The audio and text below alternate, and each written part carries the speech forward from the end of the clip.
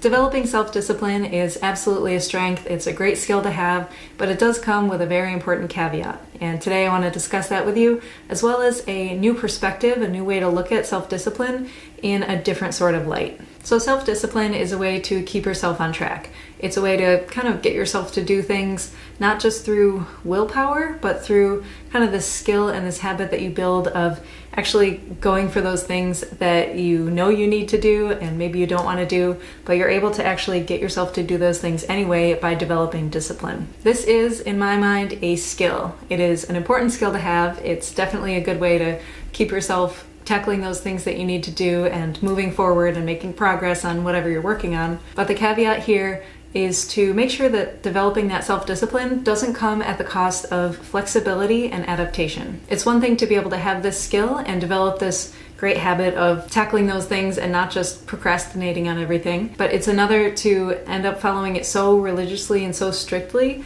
that you don't give yourself the flexibility to be able to adapt to changes that happen, or give yourself the compassion and the grace and the forgiveness when things don't go exactly according to plan. Remember that we're human, and as much as we want to plan things out, as much as we want to stay on track and keep ourselves focused and moving forward and doing the things we need to do, things come up, things change, and we are, again, only human. So it's not going to be a 100% of the time thing that you can just stick to everything perfectly and everything's going to go according to plan. Remember to forgive yourself when you kind of fall off a little bit or when things change along the way. So I think that's important to point out here when we're talking about discipline and really keeping ourselves on track and everything like that, that no matter how perfect our plan may seem, no matter how good our willpower and how developed our habits and all that kind of stuff, we need to be able to remember to be flexible and adaptable, because that's really what's going to keep us able to get through all these different challenges and all these different changes that come up. Maybe you end up developing some sort of disciplined habit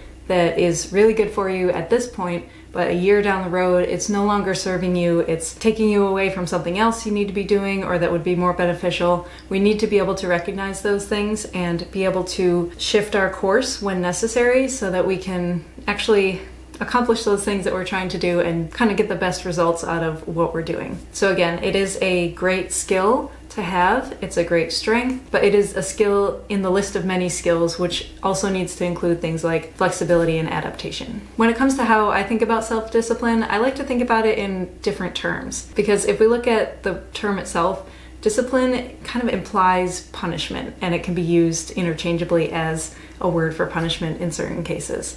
Now, I don't like to think of myself as punishing myself in order to get myself to do things, and I just like to use different words for it because I think it can kind of have a negative connotation in that sense. So instead, I think of it as leadership for one. Basically, this is the idea that we're going to use leadership skills to lead ourselves into doing the things that we need to do. So instead of just developing discipline as a skill, we're developing leadership skills that not only could lead other people, and that, we're developing that as we go as well, but that can actually work on ourselves too. We're kind of test driving our leadership skills on ourselves to see if we can motivate ourselves, inspire ourselves, take care of our needs, balance the workload and the workflow and everything like that. It's a bigger picture idea, I think, of not just developing this self-discipline to stay focused and keep yourself doing things and keep yourself on track, but to actually take care of the whole you and to lead yourself, that you can then use those skills later on if you end up building a team or expand beyond a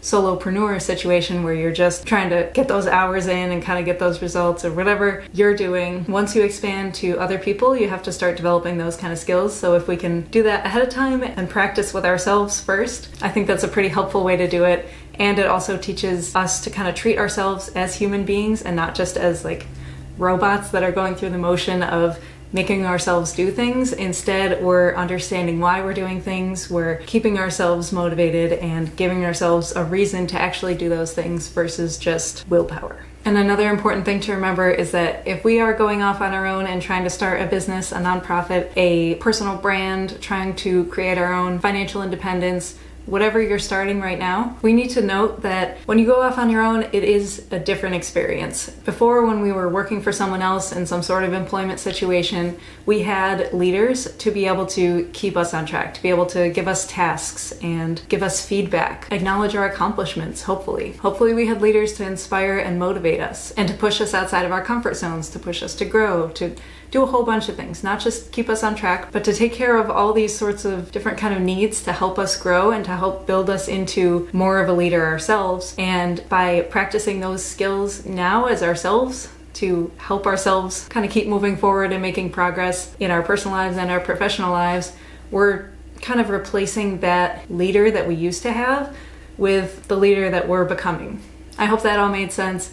This is how I like to view it, and I'd love to hear what your thoughts are, so please add them in the comments below and let's start a discussion about how we can best lead ourselves and develop the skill of discipline while using it in a way that's sort of taking all of our needs into account. There'll be plenty more content coming. You're always welcome here, and I hope to see you in the next one.